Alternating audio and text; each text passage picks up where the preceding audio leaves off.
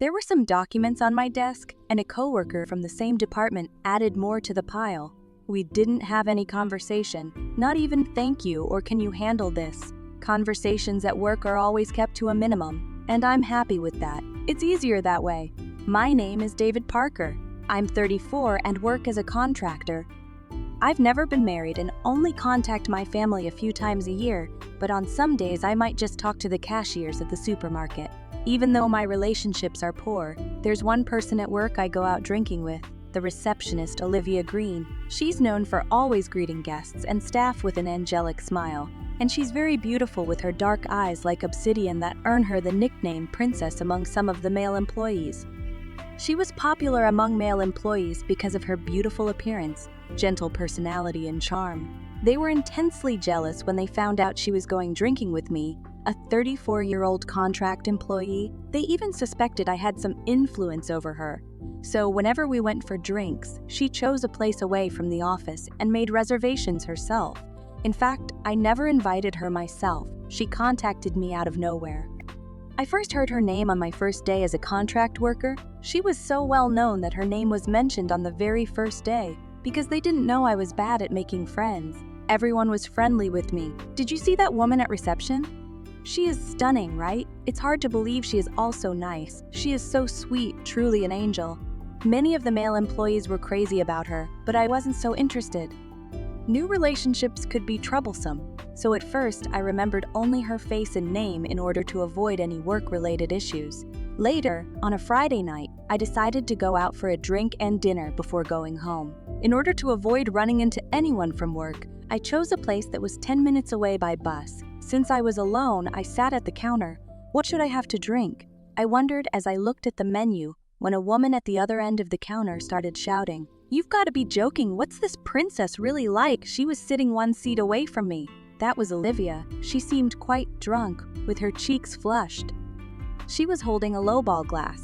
I had imagined her drinking cocktails or wine, so that alone was surprising. She had always been praised as an angel or goddess by the men, while on the other hand, she was there ranting, tossing her hair, and gulping down alcohol, which was so unexpected that I couldn't look away. Then she noticed me and stared at me. I quickly looked away and ordered a beer and some snacks.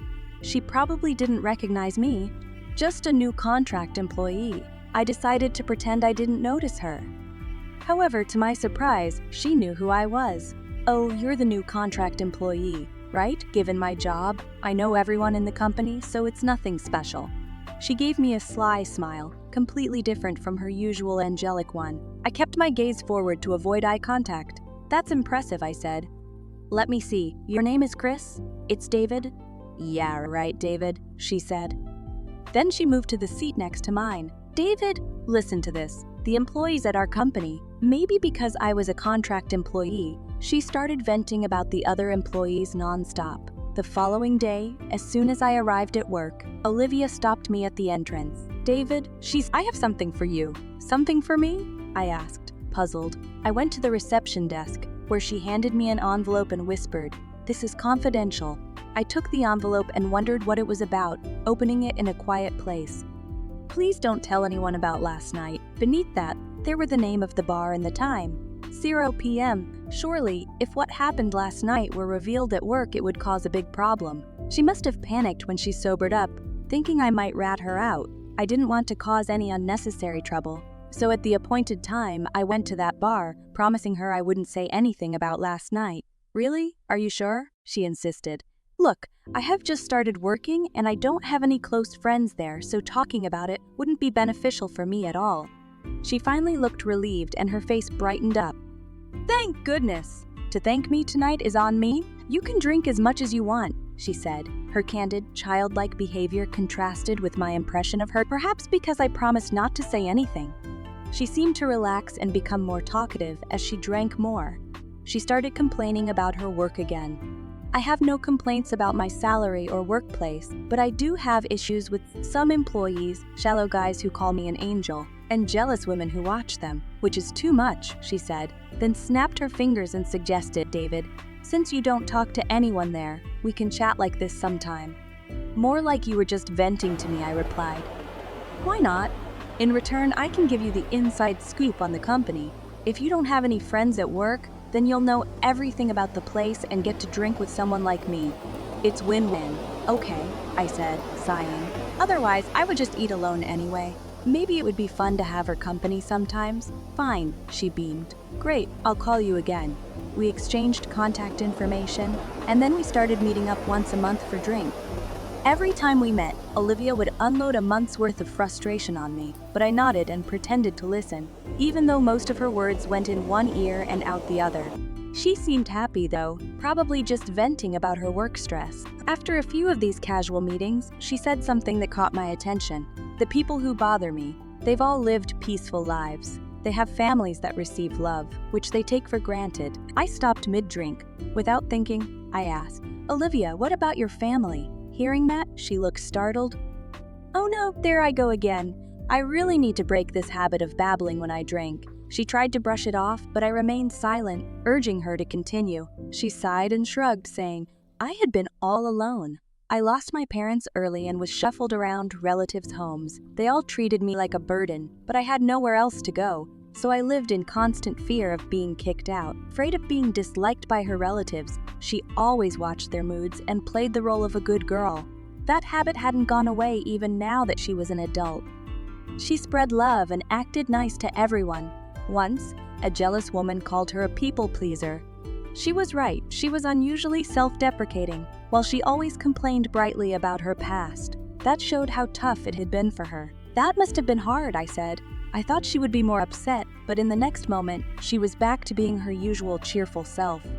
Then, now that I've shared my secret with you, you have to tell me yours, David, she said. I was tense. I don't have any secrets, I replied. She insisted. That's not true. You're an excellent worker, but at your age, you're only a contract employee.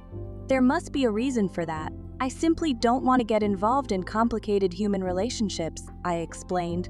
Finally, she said, Oh, is that all? We're both the same then. I was relieved that she was drunk. She quickly returned to her usual complaining. I also felt a bit sad, wondering why I was so genuinely happy that she confided in me about her past, which she had never revealed before. I felt guilty for not sharing anything with her. However, I quickly shook my head and told myself that I mustn't misinterpret her intentions. To her, I am just someone to confide in. I shouldn't think that we are getting closer. When my contract ends, we will be out. Our relationship is temporary. I'm tired. She left, looking refreshed that day too. See you later, David. I waved weakly back to that. I watched her cheery figure heading towards the bus stop for a long time. On that Saturday, I found myself at a florist's in a small town, buying a small bouquet. When leaving the shop, Olivia ran into me. Hey, David, what are you up to? Just running an errand. I quickly hid the bouquet behind my back, but she saw it. A bouquet? I see. A date? Then? It's not that cheerful. My voice was clearly cold, with a note of rejection. I'm in a hurry, I said, leaving her standing there stunned. I walked away, having always thought I was there for her, but clearly pushing her away at the time. Her hurt expression burned into my memory. I shook it off and quickened my pace, heading towards a pocket park in a residential area that I visit every year. Every year, I sit on the same bench and put flowers next to me. But on that day, there were already fresh flowers there. Someone had come before me. Here we are again this year, someone called out behind me. An elderly man nodded, saying, Long time no see, Mr. Smith. I told you not to come anymore, he added. Just live your life, I told him. This is all I can do for her, he said, shaking his head sadly. This was my daughter's favorite place, and you two often visited here, right? Even so, forget about Sophia already. She'd be sad to see you tied to the past. She would want you to be happy. Still, I couldn't forget her. I intended to atone for her for the rest of my life. After talking about recent events with him for a while, we parted ways. Just then, I saw a figure hastily hiding behind a large tree. A familiar white skirt swayed. Olivia, you followed me? Well, I'm sorry. Olivia stepped out from behind the tree, looking awkward. I was curious about who you were meeting. When I smiled wryly, she apologized again. Besides, I overheard your conversation with that man. I'm so sorry. What's done is done. Let's head back. As I took a step, she tentatively asked, Is Sophia your girlfriend? Yes, she was. I continued walking slowly, without looking back, and said to her, This is not the right place to talk. Let's go somewhere else. We found a nearby cafe and went inside. I feel unfair to keep secrets, so I will tell you everything. Since I know about Olivia's past, I think it's only fair to share my... She held her coffee cup silently and looked at me.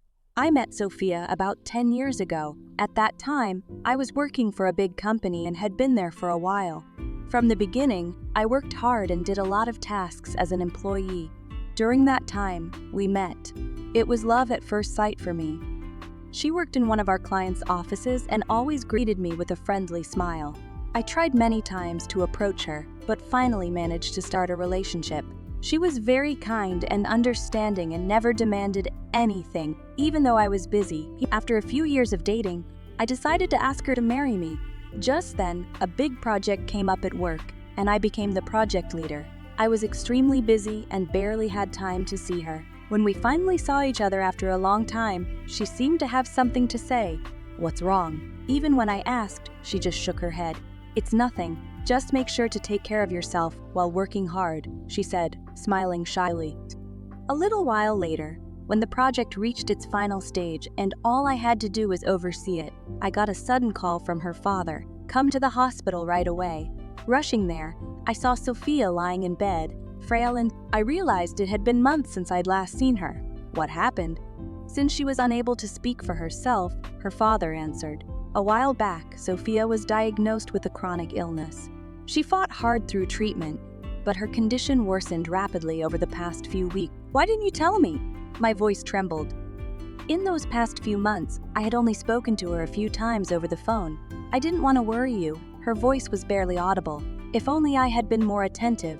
As I collapsed at her bedside, she gave me her usual gentle smile. "Sorry to make you sad. I'm the one who should apologize. I want you to be happy." By then, she knew she didn't have much time left. Shortly after, she passed away. After losing Sophia, I was totally drained of energy. The more I tried to drown my sorrow in work, the more mistakes I made. Eventually, I reached my limit and quit. For a while, I lived aimlessly. Meanwhile, my savings ran out, and I had to work to survive. Every job interview I went to, they asked why I had been unemployed for so long. I didn't want to talk about Sophia, so I kept getting rejected. Tired of dealing with people, I started working as a contract employee. It was a relief to be in a place where I didn't have to talk about myself, which changed after meeting you. Sophia was the type to bottle up her worries, so it was refreshing to meet someone like you who spoke honestly about her feelings. I was happy that you confided in me. However, it would soon... My contract ended. I'll be in trouble. You're the only one who listens to someone as difficult as me. You're just blunt, not a bad person at all. I'm sure you'll find someone better than me. It has to be you, David. You're the one I want. To my surprise, Olivia started crying. As I was taken aback, she suddenly realized what she had done. "Ori, I did it again." "Being too honest can be a problem too," she said quickly, wiping her tears and rushing out of the cafe. I could only stare blankly at the empty seat until my contract expired. She didn't invite me out again until the final day. On that day, I simply said, "Thanks for everything," and left the department. No one stopped me or invited me to a farewell party, so I passed by the reception and saw Olivia greeting visitors with a smile. I raised my hand in farewell, but she hurried over and grabbed my arm, glaring at me. "Were you really going to leave without saying a word? We're having a farewell party right now and you're going with me." I also wanted to say goodbye to her properly, at least for the last time. "I will wait for you outside." As soon as I stepped outside, she hurried up with her bag in her hand. We went to the bar where our relationship started and quietly drank. Unlike usual, she did not say a word. We kept drinking in silence. "I love you," she said suddenly as she finished her drink.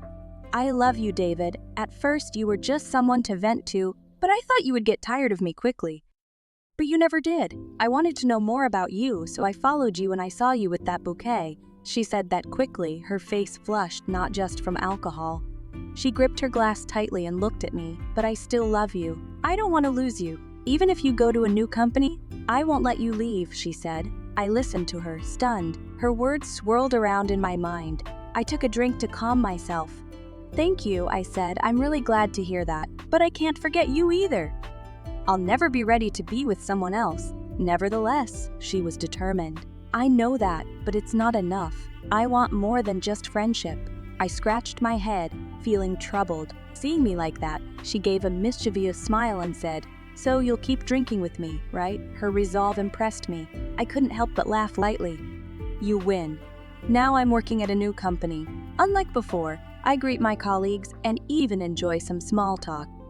That's because Olivia is always in my mind. Her straightforwardness sometimes catches me off guard, but it shows me what I've been missing. And today I responded to her message and entered our usual bar. "David, you've been too busy. Not seeing you for 2 months almost killed me."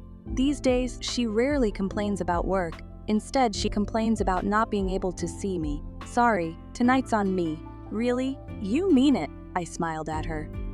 "Actually, I've been offered a full-time position." "That's amazing! Congratulations!" She clapped her hands enthusiastically, celebrating for me. Her joy was always so direct. "It's probably thanks to you, Olivia," I whispered so she couldn't hear. "What did you say just now?" "Nothing. I still can't forget Sophia. Even so, I want Olivia by my side when I find new happiness." I checked the birthday present in my pocket. I wondered what kind of face she'd make if I confessed. Thinking about that, I smiled softly. I could feel my heart pounding as I thought about the birthday present. Olivia's presence had brought a new light into my life, one I hadn't realized I needed. The way she made me laugh, her candidness, and her unwavering support had chipped away at the walls I had built around myself. "David, you seem lost in thought. What's going on?" Olivia's voice pulled me back to reality. "Just thinking about how much things have changed," I replied, trying to hide my nervousness. "Good changes, I hope?" she asked with a playful smile. "Definitely," I said. Smiling back, the night continued with our usual banter, but this time there was a sense of something more significant in the air. I kept my hand in my pocket, feeling the edges of a small box containing a present. It was like a tangible weight of my hopes and fears. As we finished our drinks, Olivia looked at me curiously. "Are you okay? You've been acting weird tonight." I took a deep breath and decided that it was now or never. "Olivia, I have something to tell you." She tilted her head, waiting for me to continue. I pulled out the small box from my pocket and put it on the table. Her eyes widened with surprise. "Happy birthday, Olivia," I said, softly pushing the box towards her. She opened it slowly, revealing a delicate silver necklace with a heart-shaped pendant. Tears welled up in her eyes as she looked at me. "David, this is so beautiful. Thank you so much.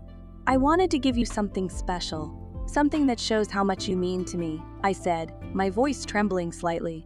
"I know I'm not the easiest person to be around, but you've made a huge difference in my life. I can't forget Sophia, but I also can't ignore what you've done for me. You've brought joy and light back into my world." Olivia reached across the table and took my hand. "David, I don't want to replace Sophia. I just want to be there for you and make new memories together." I squeezed her hand, feeling a sense of relief and happiness wash over me. "I'd like that, Olivia. I really would." She smiled, her eyes shining with tears. "Let's take things one step at a time." Okay, I agreed, feeling more hopeful than I had in years. We spent the rest of the evening talking and laughing, the bond between us growing stronger with every passing moment.